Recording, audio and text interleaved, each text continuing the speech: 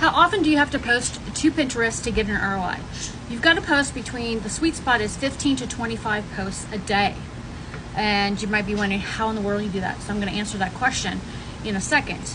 So the sweet spot is 15 to 25 a day. It takes about 6 months to start to actually see the traffic come in and eyeballs on your content. So it is somewhat of a long game of 6 months and a lot shorter game than most platforms, right? So about 6 months plan and 15 to 25 pins a day.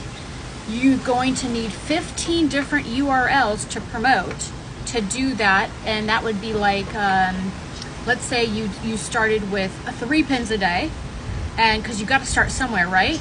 And you build it up. You're going to do 3 pins a day. You do 90 the first month, and then you can start to repost those, recycle those. And yeah, Pinterest says that it no longer sees that as fresh content, and they kind of changed where they used to see it as fresh content. They no longer do, but across the board, everybody that has followed that in the past, nobody has seen a decline in performance with those repins, the ones that you recycle, if you will. It's not a repin, it's a recycle. So don't worry too much about that. So then you just want to go into the next month and continue to do the same thing. So it takes a little planning.